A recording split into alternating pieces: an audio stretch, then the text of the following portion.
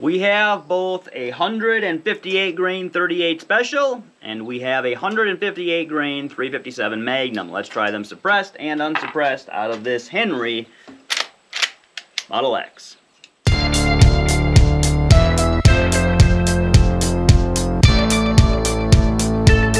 Welcome back to Smok'n Jay's Garage. Today we've got the Henry Model X in 357 Magnum. You may have seen my video of a year or so ago we did on the 44 Magnum and how much I liked it. I bought the 357 Magnum and the 4570 as well in the Model X.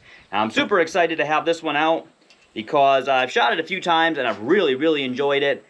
Finally gets a chance to actually make a video of it. We have 357 and we have 38 special, both 158 grain. We're going to be running those through suppressed and unsuppressed. The suppressed version of the 38 special, I got my daughter over here to give a couple shots with. I think that she was apprehensive about the 4570 and about the 454 Casull, but I think the 38 special, she's going to be able to rock it. So let's get right into it.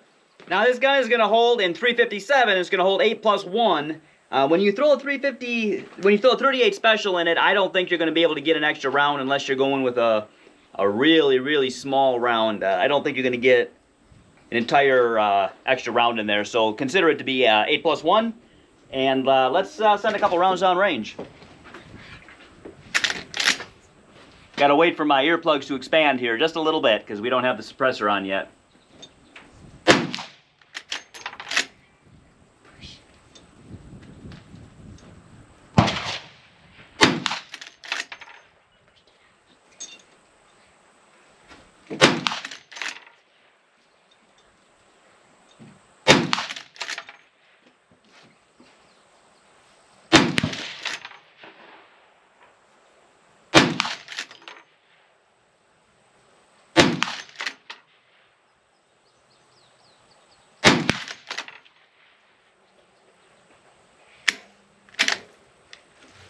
Well, I had one off for sure. I could tell just as I pulled the trigger that I should have squeezed it a little more than I pulled it. We're going to load this up with 38 special now. We're going to send a couple rounds down range. And then we are going to go ahead and throw the suppressor on there, give it a couple rounds, a couple shots that way. If you saw, I think I just lost one of these. If you saw my video already on the 4570, you will... You'll already know, and the 357 is the same way. I wish the sights were just a little bit higher when I have the suppressor on. The top of the sight catches with the top of the can. The bottom of the sight catches with the top of the can. It's difficult to see over, at least my can anyway. I have a 46 caliber so that I can use that with all of my big bores. I can use that with the 4570. I can use that with the 44 Magnum, the 454 Casull. The 357, obviously, if I actually had a 357 can, that might be just a little bit smaller, but I have the 46 caliber, so it covers all of these larger pistol calibers. So we're going to throw some 38 special in here now. Then we will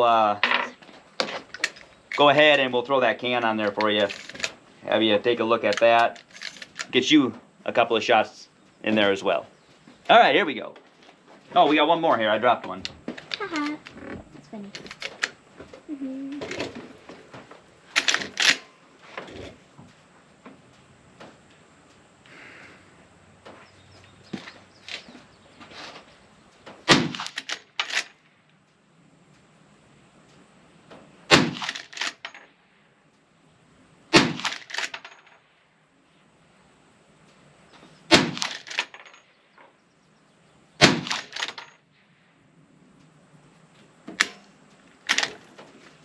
38 special through here, even though these are 158 grain, I mean, it's just like, not much more than shooting a 22. I think she's going to have a good time with this. Let's go check out our target, and we're going to go ahead. I'm going to leave this open here. We'll head down range, and then we are going to throw the can on. So I'm using an old target that I was shooting high on, and looks like we're shooting low on this one. So again, I did not adjust these sights out of the box. I am low on it, which could just be me, but or maybe just the range that we're at. Not a great group, but not horrible. Again, I know that I'm shaking a little bit because we're shooting 45-70 and we're shooting 454 Casull earlier today, and my shoulder's getting sore. So I know that some of that. I mean, I'm trying to squeeze, but I know that several times as I'm pulling that trigger, I know that I'm off. So not a bad group considering that I'm the one behind the gun. So my daughter is a little apprehensive about shooting this. This is a 38 special. This is with the suppressor, and what we're gonna do is we're just gonna shoot it. We're actually gonna hold it here to make sure that we don't shoot beyond the berm here. And this is what recoil is gonna be like. So if you're curious, well, somebody else shot at the exact same time as us, but you saw the gun on its own just barely move back a little bit. You put that in your shoulder, you're not even gonna feel anything. So you are gonna be, you're gonna be good to go. It like this. All right, these are 357 now, 158 grain. Okay. Oh. Tell me where you need to go. Okay, I need to go higher. I think I need you. Can you go a little bit higher? Yes, because I cannot hit that one thingy that was. Oh, someone's better. Okay, these are 158 grain, 357 Magnum. She was doing good with the 38 specials, so I snuck a 357 in there, and she's good with those too. So, when you are ready, hand on your bicep, left hand on your bicep, finger on the trigger when you are ready. I think I found it. Squeeze. Yep, I had to find that thing. Oh, no, I didn't hit it. Darn it. I didn't hit the thing. Okay, now it is already cocked, so watch your finger. Do not put it on the trigger until you are ready. Go ahead and put your left hand on your bicep.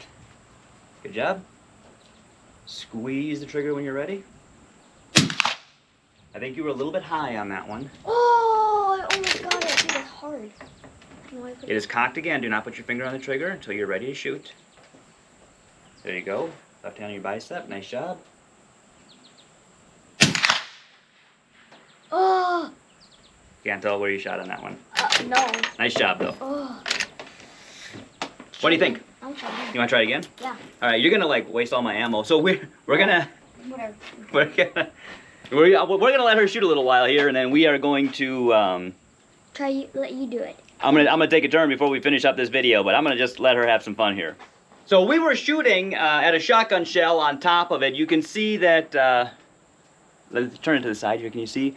I just nicked the side of it there. I didn't get it on film because I shot a couple times after the video was shut off, but it kicked off, went flying up in the air pretty nice. So that's what we were trying to hit. Yeah. We're gonna go ahead and do a final review on this here. Overall, this is probably one of the most fun guns that we have ever shot. Very comparable to the 44 Magnum in the sense that it is small, it is light, it is an absolute blast to shoot. Even with the 357 Magnums, 158 grain, small enough recoil that my 8-year-old can shoot it comfortably, especially on a bipod. If she was holding it, the gun might be a little bit heavy, but between the suppressor, the bipod, and 357 or 38 special, an absolute blast to shoot. A little bit cheaper than the 44 Magnum. So if you're looking for a plinking gun, I guess I'd recommend this over the 44 Magnum.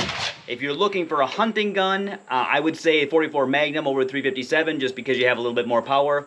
And you also have the option to shoot 44 Special, which is going to give you less recoil. Although recoil is very, very manageable in the rifle version of a 44 Magnum. This is probably one of the most fun guns that we have to shoot. Yeah. Would you want to shoot 22 again after this? Yeah. Or you still would shoot 22? All right. So 6 plus 8 is, I'm sorry, 6 plus 8. 6 plus 1 is what this is going to hold as far as rounds. Fiber optic sights, very, very nice. Very small, very light. We have the Picatinny rail on the bottom if you want to put, I'm not sure what you'd really put on the bottom other than a flashlight. You know, you're not going to put sights or anything on there. You're not going to put a scope on it. It does have the holes for a scope, scope rings, right? It's got the holes drilled here. There's just little screws in the place of it right now. So you can mount a scope if you want to. I'm not a big fan of scopes, especially on lever guns, but it is already drilled and tapped for a scope if that's something that you are interested in. If you're watching this channel for the first time and you haven't already, And you and want to, boom, please subscribe.